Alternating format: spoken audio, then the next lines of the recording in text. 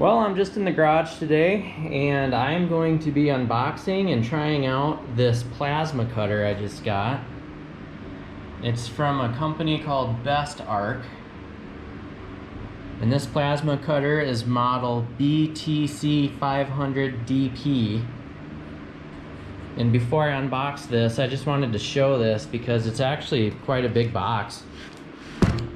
So I'm curious as to how big the unit is. And it's got some weight to it, so that's always good. It's got the list of accessories that it comes with on the side, as well as a description. And this is a 110-220 unit, so that's pretty cool. So I'm gonna unbox this thing. So it's about a million gazillion degrees here in my garage.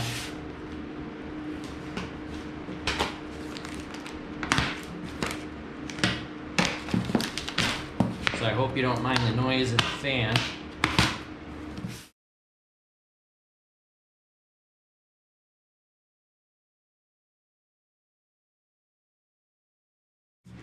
Okay, so we got some foam. Actually, I'm gonna show you that. Look at how nice this is packaged.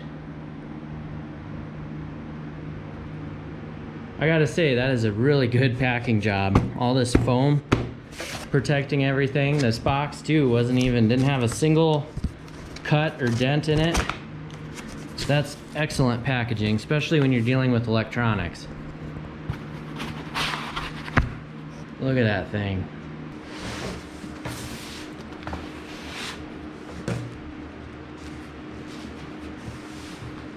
Cool.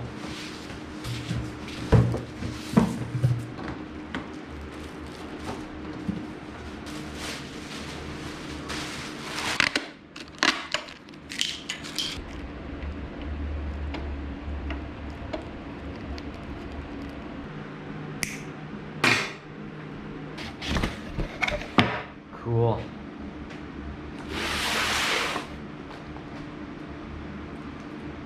Some tubing. Not sure what that's for yet. Got the ground. Came with some paperwork, which is great. An adapter, which is excellent. I was hoping there'd be one. Looks like some clamps and some tips and the torch itself. So I suppose the first thing to do here is check out the manual.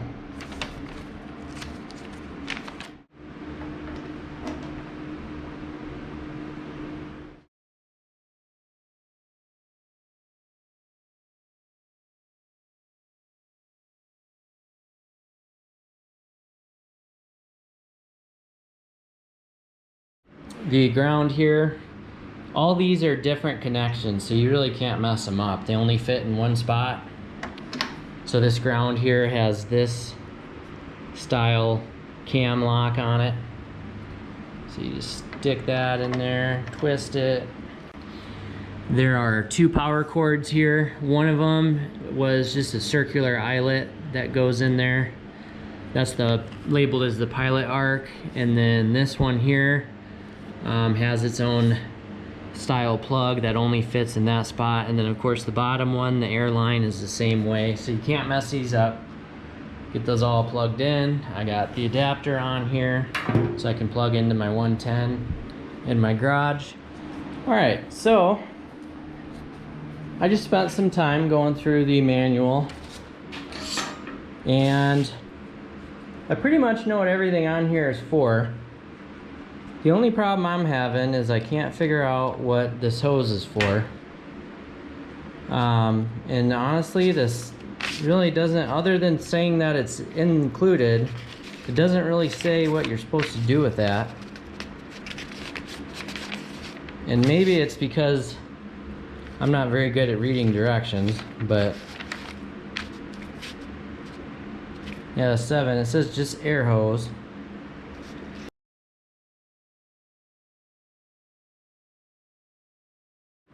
Talking about air hoses, So I've used a plasma cutter before. A couple years back I used one for a little while, and all plasma cutters require air pressure to work. I guess in my own terms, you know, with welding, you're filling the gap between metals with more molten metal.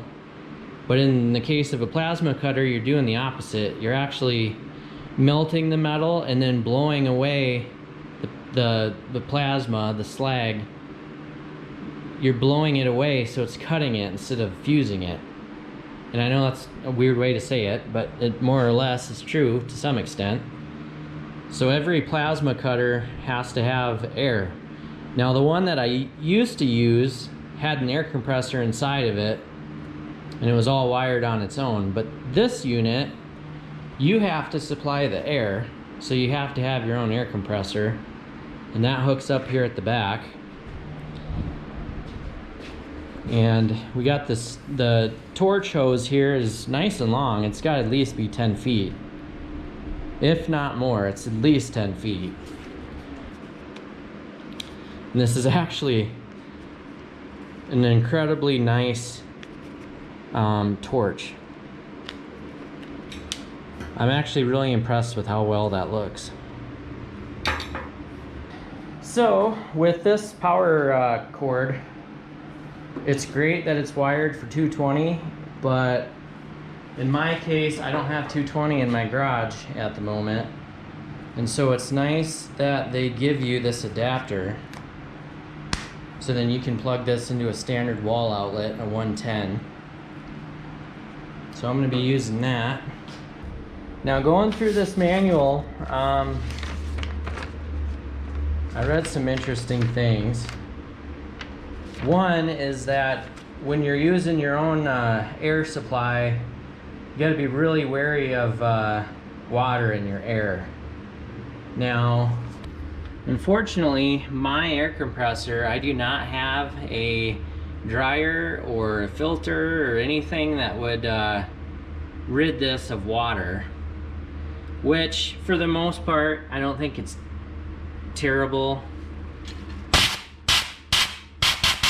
I don't think there's any water in it at the moment, but it's something you're supposed to pay attention to.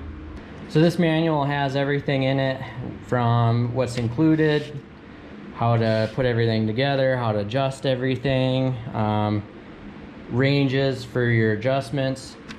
It has a chart, a cutting thickness chart on here, which says at its highest setting it can cut 3/8 inch steel, which is impressive if that's true. You have to have 60 to 70 psi for air pressure, as well as 50 amps for your settings, and you can cut 3/8 inch steel, or 12 millimeters if you're using that form of measurement. Then everything in between, and of course that's 220 volt. So in my case now, using 110, and I have plenty of air pressure for any of these settings. So right now I could cut 10 millimeter steel or 5/16 of an inch at 50 to 65 psi for air pressure, and that's at 40 amps, which is the max you can get from the 110 volt setting. I'm more of a guy who plays with the settings and actually tries it out. Looking at the directions doesn't do a lot for me. It also has some information about your cutting technique and everything. Like I said, I've done this a few years back, but the cool thing about this one is it actually has this little metal deal on the end that acts as a guide. And that's awesome, because the one that I used didn't have that, and I kept having issues with how far away I was getting from the metal. This kind of keeps you right on track with where you're supposed to be. And I believe with these things, you're always supposed to drag them. You're not supposed to push them. I think it's harder to cut when you're pushing. I don't know why it's like that, but it gives you the perfect distance from the tip of the consumable to the metal you're cutting, and that's awesome. Little yellow deal on here is a safety thing so you don't accidentally hit it. So you have to push that with your finger and then depress the trigger. So I'm not too good with all the technical mumbo jumbo, so I'm just gonna hook everything up and see what happens.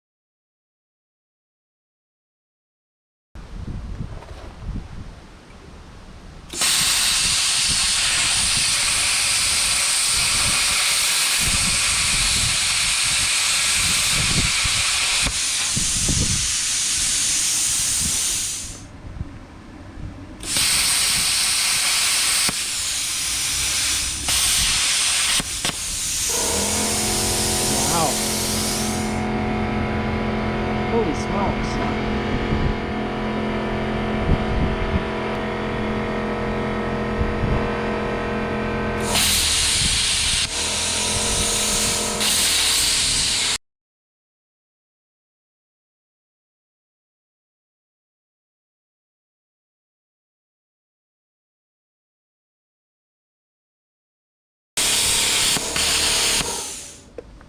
Whoops.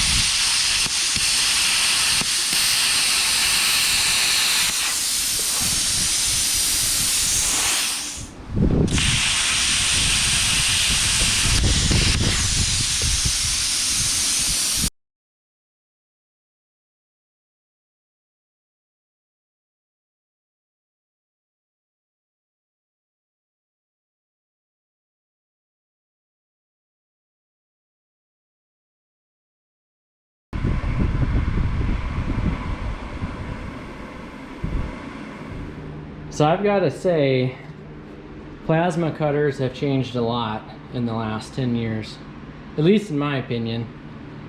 The last plasma cutter that I used was either Hobart or it was a similar brand, and it was nearly $1,000 from Tractor Supply, and this thing cuts way better than that.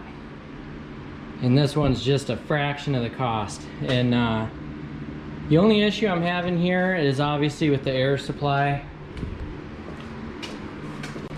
I only have this little 6-gallon pancake compressor, and I had both the compressor and the plasma cutter plugged into the same outlet, so it was blowing my breaker inside of my house.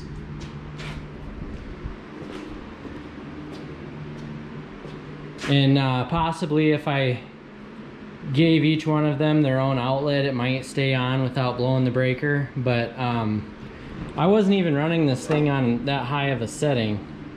Obviously I was only doing 110 and it was doing just fine. I was really impressed. And this one has a much brighter arc than the arc that was on the other machine that I've used. And that was kind of a surprise. I mean, you really got to have either a welding helmet on or some really good, you know, torching glasses or whatever they call them, because it is bright.